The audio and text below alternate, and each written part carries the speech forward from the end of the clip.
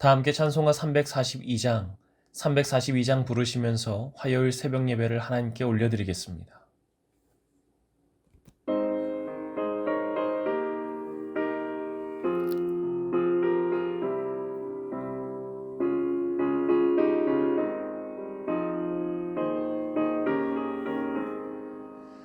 너 시험을 당해 죄 짓지 말고 너 용기를 다해 곧 물리치라. 너 시험을 이겨 새 힘을 얻고 주 예수를 믿어 늘 승리하라. 우리 구주의 힘과 그의 위로를 빌라. 주님 내 편에 서서 항상 도우시리. 내 친구를 삼가 잘 선택하고 너행을 삼가 늘 조심하라. 너 열심을 다해 늘 충성하고 온 정성을 다해 주 봉사하라. 우리 구주의 힘과 그의 위로를 빌라. 주님 내 편에 서서 항상 도우시리.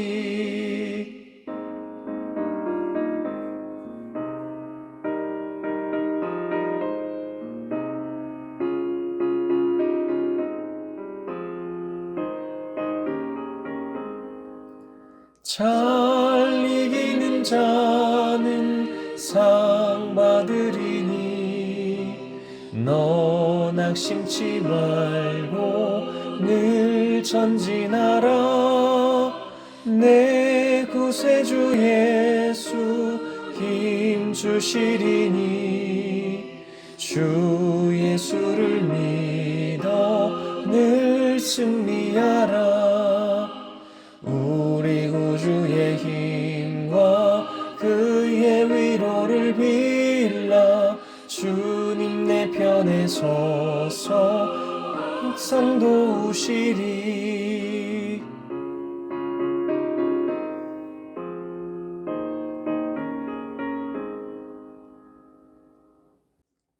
기도하겠습니다. 오늘도 살아계셔서 역사하시는 하나님, 오늘 하루의 첫 시간을 하나님의 말씀 가운데 불러주셔서 듣게 하시고 기도하게 하신 은혜에 감사드립니다. 예배할 처소가 사라진 상황 가운데에서도 각자의 처소에서 온라인으로 이 시간을 주님께 구별하여 드리는 우리의 예배를 받아 주시옵소서. 우리 교회를 기억하시고 그 땅을 차지하게 하실 하나님, 오늘도 여전히 우리의 신앙을 하나님께 고백하고 예배의 자리를 사모하게 계신 은혜에 감사드립니다. 세상 법정의 판단으로 우리가 드리던 예배의 처소는 빼앗겼지만 새성전이라는 희망을 가지고 우리가 마주한 현실에서 온 마음과 정성을 다하여 하나님을 예배케 하여 주시옵소서. 물리적 상황은 바뀌었지만 우리의 예배는 멈추지 않았고 더욱이 간절하고 뜨거운 예배를 주님께 올려드리오니 우리의 예배를 받아 주시옵소서. 지금은 잠시 어둠에 들어선 것 같은 길을 걸어가곤 중에 있지만 이 어둠의 길 끝에는 우리를 향해 두 팔 벌려 안으시고 기다리시는 주님이 계심을 기억하게 하여 주시옵소서. 마주한 어려움들을 헤쳐나갈 때마다 더 큰 힘을 주시고 더 큰 담력을 주셔서 선으로 악을 이기는 우리 교회가 되게 하여 주시옵소서. 이를 위해 발벗고 나서서 수고하시고 고민하시고 애쓰신 담임 목사님과 장로님들, 날마다 각자의 삶의 자리에서 기도하시는 성도님들을 성령으로 무장시켜 주시고 지치지 않게 하시며 실망치 않게 하셔서 끝까지 견디어 이겨낼 수 있는 힘을 허락하여 주시옵소서. 또한 예수님의 오심을 기다리는 이 대강절기에 그 어떤 때보다 가장 힘든 시간을 보내고 있는 우리이지만 이 기간에 더욱더 주님께 집중할 수 있는 마음을 허락하시고 예수님이 우리에게 오심이 얼마나 큰 기쁨이고 감동이었는지를 다시금 깨닫는 시간이 되게 하여 주시옵소서. 교회에 속한 모든 공동체를 위해 기도합니다. 이화에서 노년을 이르는 모든 성도님들과 담임 목사님과 모든 교육자들과 직원들과 그 가정들마다 한 몸이 되어 주님의 사명을 감당할 수 있는 힘을 허락하여 주시옵소서. 새로운 2025년을 기대하며 맡겨진 일에 충성하게 하시고 세상이 주는 만족이 아닌 하나님의 위로를 구할 수 있는 우리가 되게 하여 주시옵소서. 또한 가족과 자녀들의 인가기도를 위해 간절히 기도하는 성도들이 있사오니 그들의 기도가 땅에 떨어지는 것 하나 없이 모두 하나님께 닿게 하시며 결국 그 열매의 결실을 맺는 날을 반드시 보게 하여 주시옵소서. 특별히 자라나는 교회학교와 청년부에도 믿음의 분별력을 허락하시고 자라나는 과정 가운데 늘 하나님의 말씀이 새겨지게 하시며 그 인생에 하나님의 일하심을 날마다 경험하며 하나님을 떠나지 않는 삶이 되게 하여 주시옵소서. 또한 여러 질병의 이유로 육신이 아픈 가운데에도 주님의 은혜를 사모하며 간절히 기도하는 성도님들과 집에서 병상에서 요양원에서 간절히 기도하시는 성도님들을 기억하여 주시옵소서. 혹여나 도저히 기도할 수 없는 상황에 있는 환우들의 그 간절한 마음을 대신하여 기도하오니 우리의 기도에 응답하여 주시옵소서. 원치 않았고 뜻하지 않았던 질병 앞에서 힘들어하며 이 고난과 고통을 이겨내기 위하여 애쓰는 이들의 간절한 마음을 기억하여 주시고 그 소원에 반드시 응답하여 주시옵소서. 인생이 멈춘 것과 같은 순간을 보내고 있는 환우가 있다면 그 멈춘 시간에 주님께서 찾아가 주시고 오히려 그 길어진 공백의 시간에 주님이 동행하심을 깨닫고 누리게 하여 주시옵소서. 내 이름을 경외하는 너희에게는 공의로운 해가 떠올라서 치료하는 광선을 비추리니 너희가 나가서 외양간에서 나온 송아지같이 뛰리라 말씀하신 주님, 우리 환우들에게도 치료의 광선을 비춰주시고 모든 더러운 질병과 암으로부터 치유되어 송아지같이 뛰며 주님을 마음껏 찬양하고 예배케 하여 주시옵소서. 시술과 수술의 과정을 겪고 회복을 기다린 성도님들께도 끝까지 포기하지 않는 믿음을 허락하시고 반드시 낫게 됨을 경험케 하여 주시옵소서. 오늘도 간절한 마음으로 기도하며 치료 중인 어린 생명이 사랑하는 가족의 품으로 안길 수 있게 하심에 감사드리며 계속되는 치료의 과정 가운데 회복이 일어나게 하여 주시고 연로하신 성도님들은 간절히 바라는 새성전에서 함께 예배드릴 수 있는 은혜 또한 허락하여 주시옵소서. 또한 육신의 질병과 관계적 어려움과 마음의 병을 지고 있는 성도들이 있다면 그 마음도 위로하시고 보살펴 주시고 회복해 하셔서 무너진 마음을 붙잡고 일어설 수 있는 힘을 허락하여 주시옵소서. 우리 교회가 돕는 모든 선교지들을 위해 기도합니다. 국내와 세계 구석구석에 나아가 종교의 자유가 억압된 곳에서 분쟁과 전쟁이 있는 그곳에서 목숨 걸고 하나님의 복음을 전하고 계시는 목사님들과 선교사님들과 그 가정들을 지켜 주시옵소서. 선교의 사역을 감당하실 때마다 지치지 않는 힘을 허락하여 주시고 부족함이 없고 모자람이 없도록 재정을 채워주시며 그 지역이 복음화되고 하나님의 나라를 닮아가는 선교지들이 다 되게 하여 주시옵소서. 또한 북한 등 새로운 교회와 캄보디아 뿌레골 초등학교 도서관과 채플실의 건축도 원활하게 진행될 수 있도록 인도하여 주시옵소서. 이 시간 함께 말씀을 나눌 때에 우리들의 영안이 열리게 하시고 그 말씀을 온전히 받아 각자의 삶에서 적용하며 오늘 우리에게 주신 하루를 주님과 동행하며 말씀으로 승리케 하여 주시옵소서. 우리 주 예수 그리스도의 이름으로 간절히 기도하옵나이다. 아멘. 오늘의 성경 말씀은 욥기 9장의 말씀입니다. 욥기 9장의 말씀을 PRS 성경 읽기로 함께 읽고 말씀 나누겠습니다. 제 9장. 욥이 대답하여 이르되 진실로 내가 이 일이 그런 줄을 알거니와 인생이 어찌 하나님 앞에 의로우랴. 사람이 하나님께 변론하기를 좋아할지라도 천마디 한마디도 대답하지 못하리라. 그는 마음이 지혜로우시고 힘이 강하시니 그를 거슬러 스스로 완악하게 행하고도 형통할 자가 누구이랴. 그가 진노하심으로 산을 무너뜨리시며 옮기실지라도 산이 깨닫지 못하며 그가 땅을 그 자리에서 움직이시니 그 기둥들이 흔들리도다. 그가 해를 명령하여 뜨지 못하게 하시며 별들을 가두시도다. 그가 홀로 하늘을 펴시며 바다 물결을 밟으시며 북두성과 삼성과 묘성과 남방의 밀실을 만드셨으며 측량할 수 없는 큰 일을 셀 수 없는 기이한 일을 행하시느니라. 그가 내 앞으로 지나시나 내가 보지 못하며 그가 내 앞에서 움직이시나 내가 깨닫지 못하느니라. 하나님이 빼앗으시면 누가 막을 수 있으며 무엇을 하시나이까 하고 누가 물을 수 있으랴. 하나님이 진노를 돌이키지 아니하시나니 라합을 돕는 자들이 그 밑에 굴복하겠거든. 하물며 내가 감히 대답하겠으며 그 앞에서 무슨 말을 택하랴. 가령 내가 의로울지라도 대답하지 못하겠고 나를 심판하실 그에게 간구할 뿐이며, 가령 내가 그를 부름으로 그가 내게 대답하셨을지라도 내 음성을 들으셨다고는 내가 믿지 아니하리라. 그가 폭풍으로 나를 치시고 까닭없이 내 상처를 깊게 하시며 나를 숨쉬지 못하게 하시며 괴로움을 내게 채우시는구나. 힘으로 말하면 그가 강하시고 심판으로 말하면 누가 그를 소환하겠느냐. 가령 내가 의로울지라도 내 입이 나를 정죄하리니 가령 내가 온전할지라도 나를 정죄하시리라. 나는 온전하다마는 내가 나를 돌아보지 아니하고 내 생명을 천히 여기는구나. 일이 다 같은 것이라. 그러므로 나는 말하기를 하나님이 온전한 자나 악한 자나 멸망시키신다 하나니 갑자기 재난이 닥쳐 죽을지라도 무죄한 자의 절망도 그가 비웃으시리라.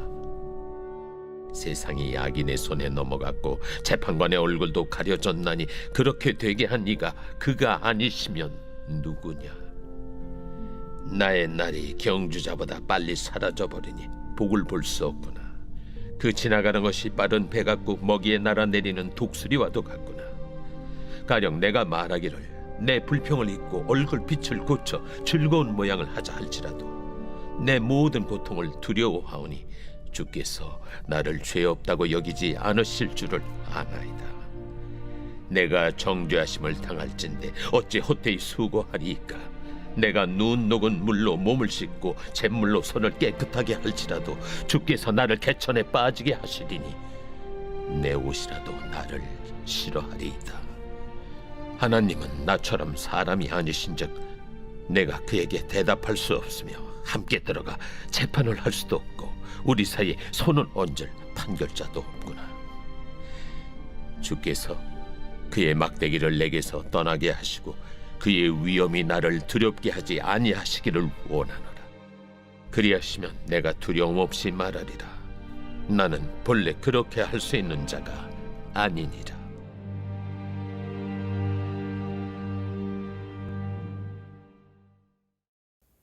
욥기 9장에서 10장은 욥의 친구 빌닷의 말에 대한 욥의 응답 형식으로 전개됩니다. 지금까지 욥은 법정에서 하나님을 기소하거나 하나님의 정의에 대해 의문을 제기한 적은 없었습니다. 그러나 욥의 친구들의 충고에 대해 욥은 새로운 항변을 시작합니다. 빌닷은 하나님과의 인과응보의 원리를 동일시하고 그 원리에 의해 욥의 자식들이 죽임을 당한 것이라고 말합니다.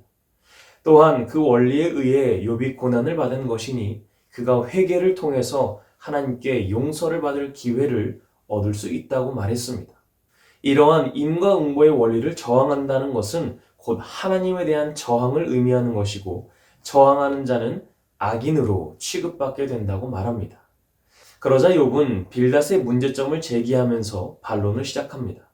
즉 욥은 인과응보라는 전통에 대항하여 자기 경험의 순전성을 주장하고 자신이 의인임을 강조하는 것입니다. 물론 여기서 의인이라는 것은 하나님과 같이 완벽한 것을 의미하지는 않습니다. 악에서 떠나서 정결하려고 노력하는 모습, 죄를 지으면 회개하고 돌이키려는 모습, 이런 모습들이 하나님과 사람 앞에서 깨끗함을 인정받을 수 있다라는 것을 말하고자 한 것이었습니다. 이런 경험에 근거해서 인과응보 원리에 문제가 있을 수 있다라는 것을 지적한 것입니다. 자신이 의인임에도 벌을 받고 있는 것, 멸망해야 하는 악인들이 형통하고 있는 것, 의인과 악인이 구별 없이 취급을 당하는 것과 같은 그런 일들을 문제 삼고 있었던 것입니다. 그리고 이러한 인과응보 원리의 부당성에 대한 공격은 결국 이 원리를 지배하시는 하나님에 대한 질문으로 이어집니다. 이제 욥의 대답을 통해 오늘을 살아가는 우리는 이 문제를 어떻게 바라보고 또 받아들일 수 있을지 그 지혜를 함께 나누고자 합니다. 먼저 욥은 항변을 시작하면서 처음으로 이렇게 말합니다. 2절을 보면 진실로 내가 이 일이 그런 줄을 알거니와 인생이 어찌 하나님 앞에 의로우랴. 여기서 의롭다는 말은 두 가지 뜻을 가지고 있습니다. 하나는 도덕적이고 종교적인 의미에서 의롭다는 것이고 또 다른 하나는 법적인 의미에서 의롭다는 것입니다. 욥의 다른 친구 엘리바스는 이 단어를 도덕적으로 이해하면서 4장 17절에서 이렇게 말합니다. 사람이 어찌 하나님보다 의롭겠느냐? 사람이 어찌 그 창조하신 이보다 깨끗하겠느냐? 사람은 결코 하나님보다 의로울 수 없고 정결할 수 없다는 어찌 보면 당연한 원리를 주장하면서 욥을 비판한 것입니다. 또한 빌닷은 8장 4절에서 욥의 자녀들이 죄를 지었기 때문에 그 자녀를 올바르게 지도하지 못한 욥도 죄인이고 또 욥이 그것을 인정하지 않는 것 자체가 바로 하나님에 대한 도전이라고 말하고 있습니다. 그러나 욥은 이 용어를 도덕적이고 종교적인 의미가 아니라 법적으로 이해하면서 하나님 앞에서 법정 승리를 통해 의롭다고 인정받을 인생은 없다라고 말한 것입니다. 쉽게 말해서 욥 또한 사람이 도덕적으로나 종교적으로나 하나님보다 의로울 수 없다는 것은 너무나 당연한 사실임을 인정하고 나아가 법적으로도 하나님보다 의로울 수 있는 자가 없다라는 것을 언급하고 있는 것입니다. 그래서 욥은 자신의 순전함을 포기하지는 않았지만 그 어떤 사람도 하나님 앞에서 의로울 수 없다는 사실을 고백하고 하나님께서 자신의 순전함을 의롭다고 인정하지 않는다라는 사실을 받아들이고 있는 것입니다. 그러므로 오늘 욥의 항변은 인간의 기준으로 자신은 의롭다고 생각하지만 궁극적으로 의롭다고 인정받지 못하는 것에 대한 그 자신을 변호하고 있는 것입니다. 욥이 생각하기에 인간이 하나님 앞에서 의롭다고 인정받지 못하는 이유는 무엇이겠습니까? 그것은 전적으로 하나님께 달려있기 때문입니다. 인간이 하나님과 논쟁한다면 하나님의 방대한 지식으로 인간을 꼼짝없이 만들 것이고 무엇이 의로운지를 하나님께서 정하실 것이기 때문에 하나님의 의로우심은 언제나 당연하다는 것입니다. 그래서 3절에서 말하듯 하나님과 만약 논쟁을 하려고 한다면 하나님께서 1000마디를 하실 때 인간은 한마디도 할 수 없을 것이다 라고 고백하는 것입니다. 그렇기에 욥은 자신이 하나님께 의롭다고 인정받지 못하는 것은 실제로 본인이 의롭지 않기 때문이 아니라 인간과 질적으로 다른 하나님의 속성 때문이라고 보는 것입니다. 그 하나님께서 4절 이후에서 고백하듯이 모든 것을 만드신 창조주이실 뿐만 아니라 모든 것을 흔들고 파괴하실 수도 있는 분이라는 것을 다시 한번 욥은 일깨워주고 있습니다. 즉 하나님의 행동은 결코 예측이 불가능한 것이기 때문에 자신의 의로움을 인정받지 못하는 이유가 된다는 것을 말하고자 한 것입니다. 이러한 이유로 인해 만약 하나님과 자신이 법정에 서게 된다면 그는 결코 의롭다고 인정받을 방법이 없음을 다시 강조하고 있습니다. 그렇게 욥의 절망이 19절에 고스란히 표현됩니다. 힘으로 말하면 그가 강하시고 심판으로 말하면 누가 그를 소환하겠느냐. 정의를 힘으로 얻으려 한다면 그것은 불가능할 것이고 소송을 하더라도 하나님을 법정에 나타나게 할 수 없다라는 걸 말하는 것입니다. 그래서 욥은 자신의 순전함에도 불구하고 그 고난을 당하는 것에 대해 혼란스러워하고 있는 것입니다. 엘리바스는 욥의 무고함을 의심했고 빌닷은 하나님께서 무고한 사람을 치지 않는 정의의 하나님이라고 주장했습니다. 그러나 고난을 당한 욥은 자신의 의를 증명할 길이 없었던 겁니다. 그렇다고 하나님께 소송하는 것도 유익하지 않고 죄인처럼 그대로 사는 것도 너무나 억울한 일이었습니다. 이 위기의 결과가 무엇이겠습니까? 자신이 무고함에도 죄인으로 판명될 수밖에 없다는 것 아니겠습니까? 그래서 욥은 죽음도 불사하고 자신의 의로움을 입증하기를 원하지만 결국 하나님을 향한 소송을 통해 자신이 의인으로 인정받을 길이 없다는 것을 받아들이게 됩니다. 29절의 고백을 통해 자신의 무죄를 입증하려는 시도 자체를 포기하게 됩니다.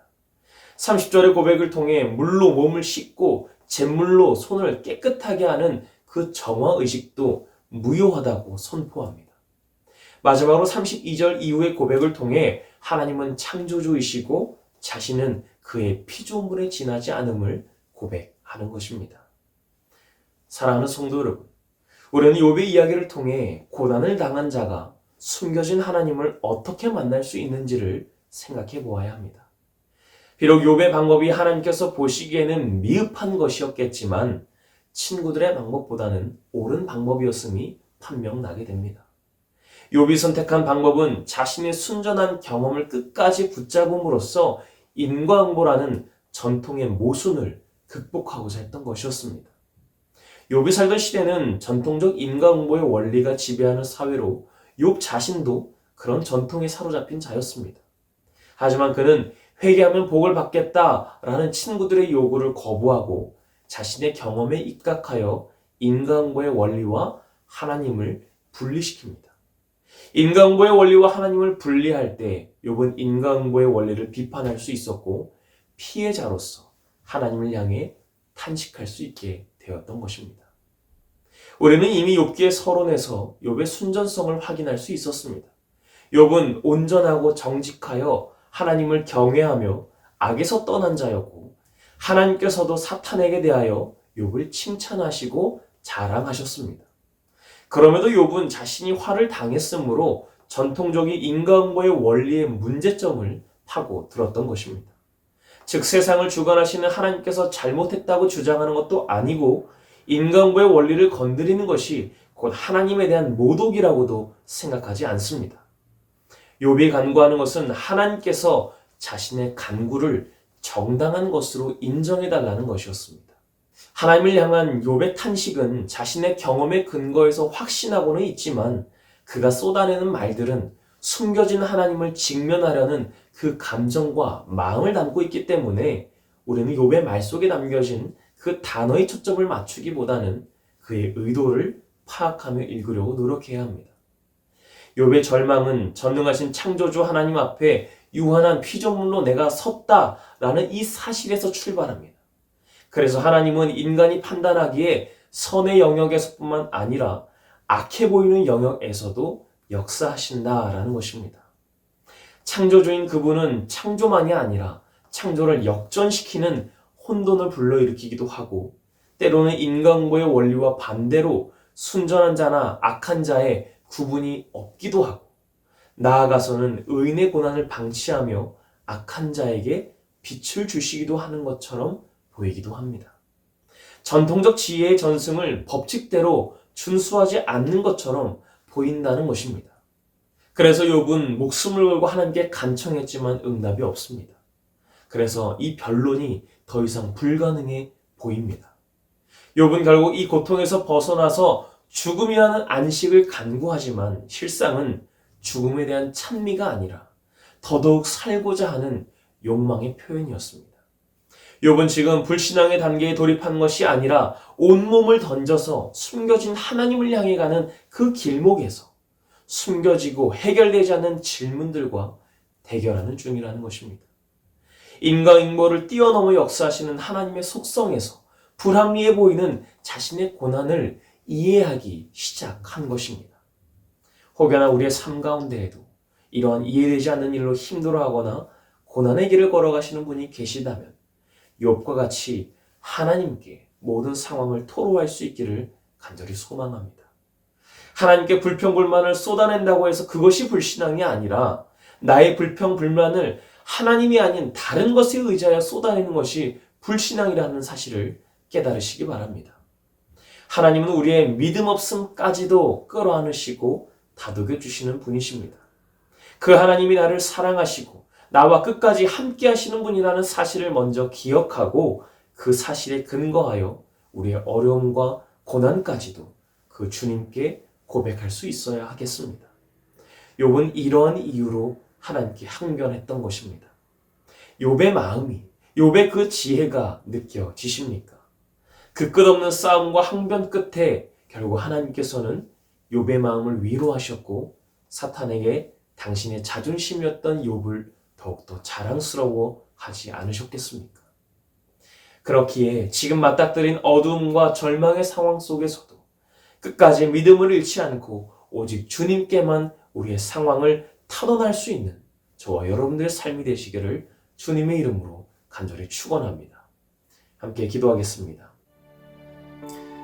주님, 우리는 지금 욥과 같이 이해되지 않고 억울한 고통 가운데 놓여 있습니다. 세상이 교회를 이기고 사단이 하나님의 자녀에게서 승리한 것 같이 보일 때도 있습니다. 그러나 욥이 자신의 목숨을 걸고 하나님께 토로했던 것처럼 우리도 하나님께 우리의 모든 고통과 어려움을 신어나오니 우리의 기도에 반드시 응답하여 주시옵소서. 회복시켜 주시옵소서. 반드시 그 땅을 차지하게 하여 주시옵소서. 또한 우리 교회 7가지 기도 제목을 가지고 함께 기도하시고 특별히 교회 건축과 환우들의 치유와 우리가 가져온 모든 기도의 제목들을 간절히 기도하신 후에 삶의 자리로 돌아가겠습니다.